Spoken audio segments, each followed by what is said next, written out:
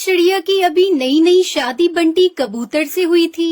उसके ससुराल में उसकी मुंह दिखाई की रस्म हो रही थी। उसे देख सब पक्षी उसकी तारीफ करते हैं। तभी वहाँ पर गांव की घमंडी कौवी आती है जिसका नाम सुंदरी था। वो अपने साथ एक बॉक्स लेकर आ जाती है।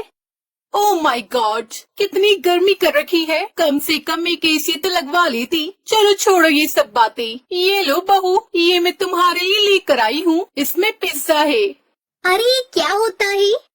हाँ, आपको पिज्जा के बारे में नहीं पता? अरे कैसे पता होगा, पिज्जा गरीबों के लिए होता ही नहीं है। इसलिए तो खास आपकी बहू रानी के लिए लेकर आई हूँ। ये लो। इससे पहले तो पिज्जा देखा तक नहीं होगा आप लोगों ने। मैं चलती हूँ, वरना यहाँ गर्मी में उबलकर मर जाऊंगी। सुंदरी कौवी टुनटुनी के हाथ में पिज्जा का बॉक्स रखकर वहाँ से चली जाती है।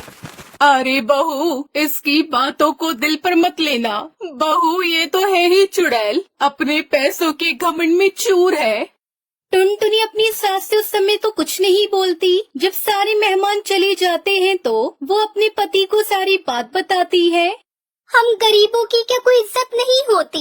जब चाहे कोई भी आकर कुछ भी बोलकर चला जाता है। वो चुड़ैल सुंदरी पता नहीं माँ जी को क्या कुछ नहीं बोलकर गई, पर माँ जी ने उसे कुछ भी नहीं कहा। और वो घमंडी कौवी ये डब्बा दे कर गई है। इसमें पिज्जा है। इसी पिज्जा का घमंड दिखा रही थी। वो बोल रही थी तुमने तो आज तक पिज्जा देखा भी नहीं होगा। फिर उसका पति बंटी उसे समझाते हुए कहता है, अरे छोड़ो ना, पैसे वाली औरतें होती ही घमंडी हैं। गुस्से में टुनटुनी वो पिज्जा वाला डिब्बा वहीं रख देती है और उसे खाती नहीं है, बल्कि खिड़की से घर के पीछे वाले खेत में फेंक देती है। अगले दिन टुनटुनी अपने पति बंटी कबूतर के साथ बाहर जाती है। तभी उसे कालू कौआ और उसकी पत्नी सुंदरी कौवी मिल जाते हैं। और बताओ टुनटुनी कैसी हो, और तुमने वो पिज्जा खाया कि नहीं, या उसे सजा कर रख दिया घर में? ये बोलकर वो जोर जोर से हंसने लगती है। सुंदरी, इस तरह किसी गरीब का मजाक उड़ाना तुम्हें शोभा देता है?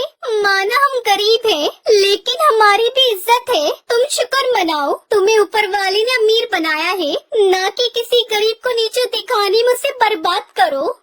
ये कहकर टुनटुनी अपने पति बंटी कबूतर के साथ वहाँ से चली जाती है। रात के समय टुनटुनी मंदिर के सामने खड़ी हो जाती है।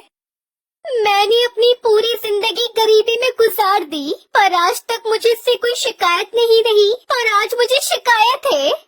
अरे बहू, जल्दी से खाना लगा दे। क्या कर रही है तू? टुनटुनी अपनी सास के बुलाने पर वहाँ से चली जाती है और सबको खाना परोसने लगती है। माँ जी, कल आप मेरे साथ सुंदरी के घर चलना। अरे बेटा, वो सुंदरी हर पक्षी को गरीबी के ताने मारा करती है, तो इसमें कौन सी बड़ी बात है? पूरा गांव उसके घमंड से परेशान है। वो तो हर किसी को ताना मारा करती है, उसे बस इग्नोर करो। इसके अलावा हमारे पास कोई उपाय नहीं है।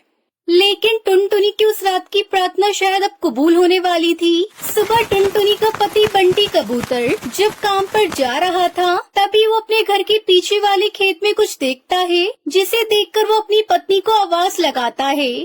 टुनटुनी माँ, अरे ओ टुनटुनी, जल्दी से घर के पीछे आजा, चमत्कार हो गया। टुनटुनी भागकर घर के पीछे पहुंच जाती है। क्या हुआ जी? अचानक आपने यहाँ क्यों बुलाया? टुनटुनी ये देखो, अब वो पूरा खेत पिज्जा से भरा हुआ था, तो पिज्जा उगाए हैं पूरे खेत में, लेकिन ये चमत्कार आखिर हुआ कैसे? कुछ देर तक टुनटुनी सोचती है, तब उसे याद आता है। अरे हाँ, कुछ दिनों पहले मैंने वो पिज्जा खिड़की से इसी खेत में फेंक दिया था। बंटी जी, वो पिज्जा घमंडी सुंदरी कौवी ने दिया था। मैंने वो उस रात नहीं खाया, बल्कि यहाँ फेंक दिया था। लगता है उसी की वजह से पिज्जा की खेती हो गई। हमारी गरीबी देखकर स्वयं भगवान ने हमें आशीर्वाद दिया है, उन्हें हम पर तरस आया है। अब इस घमंडी सुंदरी का घमंड टूटेगा। उसने कहा था ना कि हम गरीबों ने कभी पिज्जा देखा ही नहीं। आज देख लो, हमारे पास इतना पिज्जा है कि हम पूरे गांव को खिला सकते हैं। हाँ बहू, यही सही दिमाग लगाया तुमने। पूरे गांव के पक्षियों को हम पिज्जा खिलाएंगे। हाँ माँ जी, हम पूरे गांव के पक्षियों को पिज्जा खिलाएंगे, लेकिन फ्री में नहीं। मतलब भगवान ने हमें अमीर बनने का मौका दिया है, इसे हमें नहीं गंवाना चाहिए।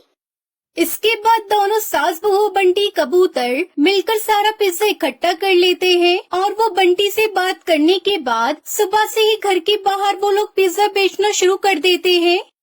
आओ आओ, मस्त गरम पिज्जा खाओ। सस्ते में पिज्जा खाने शहर नहीं जाना पड़ेगा। आओ आओ, पिज्जा खाओ।